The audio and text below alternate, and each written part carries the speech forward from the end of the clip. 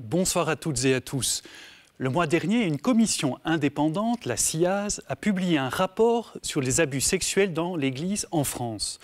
Un rapport accablant qui met en cause quelques 3000 auteurs, dont une majorité de prêtres et de religieux, pour un nombre de victimes estimé à plus de 200 000. À la suite de ce rapport, beaucoup de voix s'élèvent à l'intérieur comme à l'extérieur de l'Église et qui en appellent à des changements de cette institution.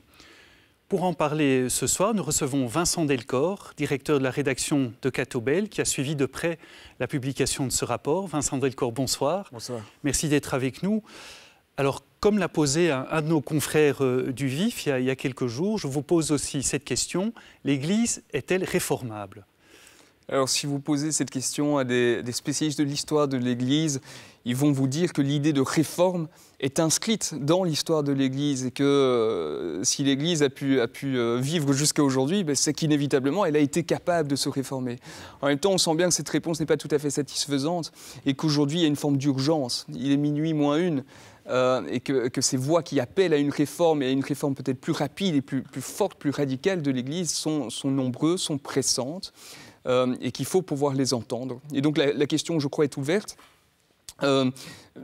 Et on peut voir les choses de deux manières, soit de manière assez négative, en se disant l'Église a un rapport au temps qui est quand même très particulier dans une société qui va de plus en plus vite, et elle est dans une forme d'inadéquation. On peut voir aussi les choses de manière plus positive en essayant de voir un petit peu les signes d'espérance. Un signe d'espérance, en un sens, ça peut sembler paradoxal, mais c'est la publication de ce rapport de la CIAZ, où il y a 15 ans, un truc pareil, ça n'aurait pas été possible. Il y a 15 ans, les abus dans l'Église, on n'en parlait pas. Ici, l'Église de France a décidé de laver son linge sale publiquement en faisant appel à des extérieurs qui ont pu consulter toutes les archives. C'est un signe plutôt encourageant, qui va dans la bonne direction, mais on attend évidemment bien davantage. Alors en Belgique, l'Église en Belgique a connu aussi sa crise des abus il y a un peu plus de 10 ans. À la suite de ça, il y a eu une commission parlementaire qui a permis effectivement de déboucher sur des réformes, que ce soit au niveau de l'accueil des victimes, leur dédommagement, entre guillemets, ou de la prévention des abus. Est-ce que ces mesures, aujourd'hui, dans l'Église en Belgique, sont efficaces ? Oui, donc on a le sentiment que par rapport à la France, la Belgique a un petit peu d'avance. Il y a différentes mesures qui ont été prises, des mesures qui visent, je dirais en particulier, à mettre vraiment la victime au centre. Ça, c'est quelque chose qu'on sent très fort aujourd'hui en Belgique. La victime est au centre. Il y a eu des mesures évidemment financières. Il y a cette idée de collaborer avec la justice qui s'est vraiment inscrite dans les mœurs. Alors, est-ce que ces mesures sont efficaces ? Il est peut-être un petit peu tôt pour le dire, mais en tout cas, dans les derniers chiffres, on voit bien que les cas d'abus qui remonteraient aux plus récentes années sont extrêmement minoritaires. Et donc, ça s'explique évidemment par le fait que l'Église n'occupe plus aujourd'hui la place qu'elle occupait par le passé dans la société, mais on peut imaginer aussi qu'un certain nombre de mesures commencent à vraiment porter du fruit. Ce qui est peut-être nouveau aussi, c'est que dans le rapport français de la CIA, certains posent la question de réforme structurelle de l'Église, notamment le rôle, la place du prêtre dans l'Église. Qu'est-ce qui pose problème aujourd'hui dans la figure du prêtre, justement, au sein de l'Église catholique ? Il y a beaucoup de choses qui ne posent pas problème. On voit énormément de prêtres, j'en connais beaucoup. La plupart de ces hommes sont des personnes tout à fait bien dans leur peau, bien à l'aise dans leurs relations, qui n'ont pas de soucis particuliers.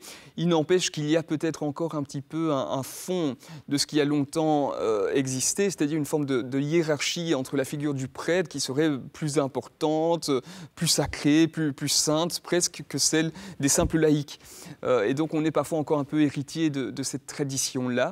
Et je dirais de ce point de vue-là, il y a sans doute un travail tant sur le plan théologique que sur le plan intellectuel des idées, que sur le plan pastoral, très pratique, pour réinventer cette articulation entre la figure du prêtre et la figure des laïcs dans une société et dans une église où tout laïc est amené à évidemment avoir de plus en plus de place et d'importance. Donc il y a sans doute encore un travail qui doit se poursuivre à ce niveau-là. C'est l'autorité du prêtre, entre guillemets, qui doit être peut-être remis en question, remis sur le chantier. signifier? Une autorité parfois mal comprise alors, qui peut s'exercer notamment à travers l'accompagnement spirituel, où en fait, théoriquement, le prêtre est amené à faire grandir l'autre en liberté, hein, à l'inviter à poser des choix de plus en plus librement. Et parfois, certains prêtres, eh bien, tellement imbus de leur fonction, peut-être, ont pu eux-mêmes devenir des précepteurs et dire ben voilà ce qu'il faut faire et rentrer dans ce jeu et gagner en autorité, en puissance, en influence. Ça, c'est effectivement la figure mal comprise de ce service qu'est la prêtrise. Par rapport aux prêtres, justement, encore une fois, quelque chose qui est aussi fortement remis en question, c'est le secret absolu de la confession. Là aussi, certaines voix se font entendre pour obliger le prêtre à dénoncer des abus qu'il aura entendus en confession, que ce soit de la part de victimes ou d'auteurs. Est-ce que ce secret de la confession peut avoir des exceptions dans certains cas? Donc, selon le droit canonique, aujourd'hui pas. Rappelons que le secret de la confession est un secret professionnel, comme il existe d'autres types de secrets professionnels en Belgique et ailleurs. Ma position de ce point de vue serait de dire, au fond, qu'il ne faut en attendre des prêtres peut-être ni plus ni moins que ce qu'on pourrait attendre d'un professionnel de la santé, soumis aussi au secret de la confession, d'un avocat et d'autres professions de ce type. Avoir un statut un peu privilégié par rapport à d'autres, c'est quelque chose de bizarre, mais pouvoir revendiquer les mêmes droits, c'est quelque chose d'important aussi. Alors maintenant, ne nous faisons pas non plus des mythes autour de cette idée du secret de la confession. La plupart des auteurs de victimes d'abus, je ne pense pas qu'ils viennent se confesser et avouer leurs crimes lors de cette confession. Et la plupart des confessions ne portent évidemment pas du tout sur des questions d'abus. Donc soyons évidemment au clair là-dessus. Et en même temps, d'autres solutions sont possibles. Des victimes peuvent parler aussi aux prêtres en dehors de ce qu'on appelle la relation sacramentelle. C'est une évidence. Et puis d'autre part, si le prêtre est confronté à des auteurs de crimes, quels qu'ils soient d'ailleurs, sa première mission, c'est évidemment d'inviter cet auteur à reconnaître ses faits devant la justice. Et je pense que dans les faits, c'est ce que la plupart des confesseurs ou des prêtres vont faire. Ils sont clairement appelés à le faire par nos évêques. Ça, c'est une évidence, indépendamment de la question spécifique du secret de la confession. La question de la réforme de l'Église dépasse évidemment largement celle du scandale des abus sexuels. On parle de réforme, on attend cette réforme depuis longtemps. En tout cas, beaucoup de chrétiens et d'autres aussi l'attendent.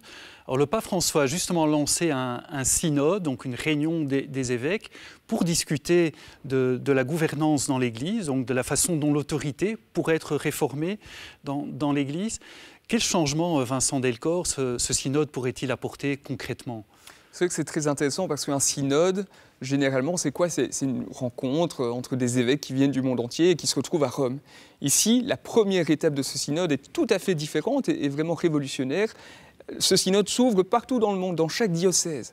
Et donc c'est quand même un signal fort qui est de dire que l'Église, ce ne sont pas les évêques qui se retrouvent à Rome, c'est les chrétiens de la base qui sont partout dans le monde.